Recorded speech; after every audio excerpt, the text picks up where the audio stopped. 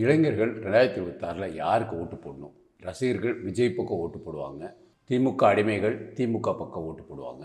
அண்ணாமலைக்கு அது ஒரு விதமான ஓட்டு போடுவாங்க. ஆனால் இவங்களில் யார் வேலைவாய்ப்பு உருவாக்குவா? இப்போதைக்கு தமிழகத்தில் இருக்கிற மெயின் பிரச்சனை வேலைவாய்ப்பு தான். எல்லோரும் 12ஆம் கிளாஸ் முடித்தோடனே ஒரு ஐடியோ டிப்ளமோவோ பிடிச்சிடுறாங்க. அதுக்கப்புறம் பார்த்திங்கன்னா அவங்களுக்கு தகுந்த வேலை கிடைக்கிறதில்ல. அதனால் வீட்டுக்கு உணவு பரிமாறுறது, இல்லை வீட்டுக்கு சாமான் கொண்டு கொடுக்குறது, இந்த மாதிரி ஒரு 8ஆம் கிளாஸ் கூட அறிவு தேவையில்லாத வேலைகள் தான் பண்ணுறாங்க. நல்லா சம்பாதிக்கிறாங்க. பட் அந்த சம்பாத்தியம் படிக்காதவங்களுக்கு தான் இருக்கணும். ரெண்டாவது, வடநாட்டிலேருந்து நிறைய பேர் 1000 ரூபாய்க்கு வேலை பார்க்குறவன் 100 ரூபா 50 ரூபாய்க்கு கூட வேலை பார்க்குறதுக்கு ரெடியாக இருக்கான். 12 மணி நேரம் கூட வேலை பார்க்குறான். அங்கேயே தங்கி வேலை பார்க்குறான். அதனால் தமிழ்நாடு இளைஞர்களுக்கு பெரிய ஒரு பிரச்சனை இருக்குது. இதனால் வெளியில் போகணுமா, இல்லை இங்கேயே இருக்கணுமா? நம்ம வீட்டுக்குள்ளேயே இருந்து வளர்ந்தவங்க, கூட்டு குடும்பமாக அம்மா அப்பா கண்ட்ரோல்லே இருந்தவங்க எந்த ஒரு வேலைக்கும் போகிறதுக்குள்ள வாய்ப்பு இல்லாமல் இருக்கிறாங்க. ஆர்டிஃபிஷியல் இன்டெலிஜென்ஸ், அதாவது ஏஐ, செயற்கை அறிவுனே சொல்லாங்க. அது இன்னொரு ஈஸியாக நம்மளால் புரிஞ்சிக்க முடியும். எதை பற்றி வேணாலும் கேட்டால் அது டக்குன்னு பதில் சொல்லும். உங்கள் பேரை போட்டு நீங்கள் யாருக்கு ஓட்டு போடுவோம் அதை வச்சு தான் நம்ம பார்க்குறோம். ஸோ ஆர்டிஃபிஷியல் இன்டெலிஜென்ஸ் வச்சு நிறைய வேலை வாய்ப்புகள் உருவாகிறதுக்கு வாய்ப்பு இருக்குது.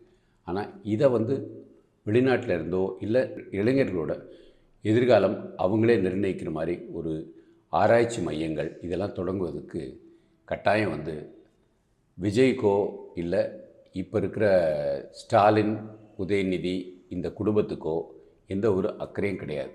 அவங்களுக்கு எதெல்லாம் சுரண்டலாம் அப்படிங்கிற ஒரு சிந்தனை தான் இருக்கும். எனக்கு தெரிஞ்சு அண்ணாமலை தான் இதில் சிறந்த ஒரு தமிழ்நாட்டில் ஒரு சூழலை மாற்றுவார்.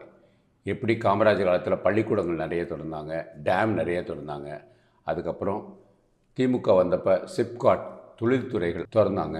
அதுக்கப்புறம் முரசொலி மாறன் வந்ததுக்கப்புறம் தமிழ்நாட்டில் டைடல் பார்க் அப்படின்னு தொடங்கி அதனால் நிறைய கம்ப்யூட்டர் வேலைகள் உருவாச்சோ, இப்போ இருக்கிற காலகட்டத்தில் நிறைய ஆர்டிஃபிஷியல் இன்டெலிஜென்ஸ் வேலை வாய்ப்பு உருவாக்கணுன்னா அதுக்கு சிறந்த தலைவர் அண்ணாமலை தான். உங்களோட கருத்து இதில் பகிருங்க. நம்ம 3 பேரையும் மேடையில் உட்கார வச்சு பேச ஆரம்பிச்சோன்னு வச்சுக்கோங்க. கட்டாயம் ஆர்டிஃபிஷியல் இன்டெலிஜென்ஸ்னால் என்னன்னு கூட நம்மளோட இப்போ இருக்கிற முதல்வர் ஸ்டாலினுக்கு தெரியாது. இல்லை அவர் கீழே இருக்க ஐஏஎஸ் ஆஃபீஸருக்கு தெரியுமா, அதுக்கும் தெரியாது. வயதானவர்கள் தான் இருக்கிறாங்க. அதே சமயத்தில் அண்ணாமலையோட பேச்சு பார்க்கும்போது எதெல்லாம் மற்றவங்க 2 நிமிஷம் கழித்து யோசிக்கிறாங்களோ அவர் 20 செகண்டில் யோசிக்கிறார். ஸோ அவரோட சிறப்பான ஒரு ஆளுமை தமிழ்நாட்டு கட்டாயம் தேவை. நான் அண்ணாமலையை தான் தேர்ந்தெடுப்பேன். உங்களோட சாய்ஸ் நம்பர் 1 யார், நம்பர் 2 யார், நம்பர் 3 யாருன்னு போடுங்க. இளைஞர்களுக்கு ஆர்டிஃபிஷியல் இன்டெலிஜென்ஸ்னால தமிழ்நாட்டில் வேலைவாய்ப்பு அதிகமாகுமா ஆகாதா அதையும் நீங்கள் பகிருங்க. 2026 எலெக்ஷனில் பொலிட்டிக்கல் இஷ்யூவாக எம்ப்ளாய்மெண்ட்டை கொண்டு வரணும், வேலைவாய்ப்பை கொண்டு வரணும். எம்ப்ளாய்மெண்ட் 120% இருக்கணும். 120%னா தமிழ்நாட்டில் இருக்கவங்க எல்லாருக்கும் வேலைவாய்ப்பு கிடச்சிட்டு இன்னும் 20% இருந்துச்சுன்னு வச்சுக்கோங்க. வெளிநாட்டிலேருந்து நம்ம செய்ய முடியாத, நமக்கு பிடிக்காத வேலைகள் அவங்க செய்யணும். இப்போ இளைஞர்கள் ரோட்டில் பார்த்தீங்கன்னு வச்சுக்கோங்க, இந்த மழைநீர் அடைப்புக்காக கான்ட்ராக்டில் நிறைய பேர் வேலை பார்த்துட்ருக்காங்க. அதில் 1-2 பேர் உள்ளுக்குள்ளே இறந்து போயிடுவாங்களோன்னு எனக்கு ஒரு அச்சம் இருக்குது. ஸோ வேலைவாய்ப்பு should be a political issue for 2026. இளைஞர்களே, 2026 வேலைவாய்ப்பு யார் அதிகம் கொடுக்குறாங்கன்னு தைரியமாக கேள்வி கேளுங்க. தைரியமாக கேள்வி கேட்குறதுல தான் உங்களுக்கு நல்ல ஒரு அரசியல்வாதியை தேர்ந்தெடுக்க முடியும்.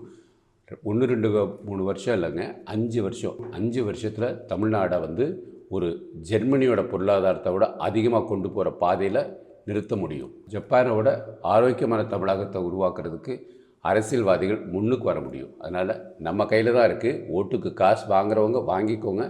ஆனால் வாங்கினதுக்காக கடமைப்பட்டு அவங்களுக்கு ஓட்டு போடாதீங்க. ஏன்னா நீங்கள் வாங்குகிற காசு போன 5 ஆண்டுகளில் கொள்ளையடித்த காசு.